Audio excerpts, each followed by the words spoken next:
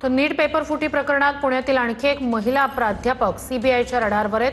पुण्यातील केमिस्ट्री विषयाच्या तज्ज्ञ असलेल्या या प्राध्यापिका सीबीआयच्या रडारवर आहेत। महिला प्राध्यापक या एनटीएकडील समितीत केमिस्ट्री विषय तज्ज्ञ आहेत। महिला प्राध्यापकाला लवकरच अटक केली जाण्याची शक्यता आहे अशी माहिती सूत्रांकडून मिळते।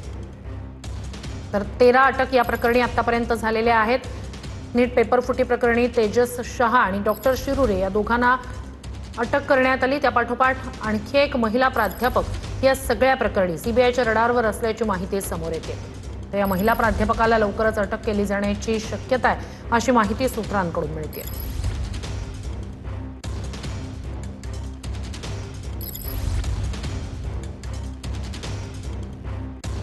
तर पुण्यातील केमिस्ट्री विषयाच्या तज्ज्ञ असलेल्या या महिला प्राध्यापक सीबीआयच्या रडारवर एक महत्त्वाची घडामोड एसआयआर प्रक्रियेला सुप्रीम कोर्टाने हिरवा कंदील दिलेला आहे।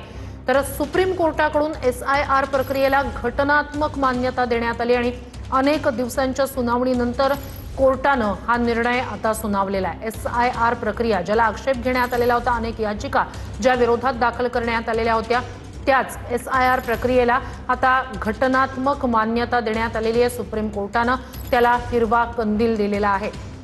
तर एसआयआर प्रकरणी सुप्रीम कोर्टाचा हा महत्त्वपूर्ण असा निकाल म्हणता येईल। हिरवा कंदील या संपूर्ण एसआयआर प्रक्रियेला देण्यात आलेला आहे। अनेक दिवसांच्या सुनावणीनंतर अखेर सुप्रीम कोर्टाकडून या एसआयआर प्रकरणी एक महत्त्वाचा असा निकाल सुनावण्यात आलेला आहे। तर एसआयआर प्रकरणी ही महत्त्वाची अपडेट आहे। सुप्रीम कोर्टाकडून एसआयआरच्या प्रक्रियेला घटनात्मक मान्यता देण्यात आलेली आहे।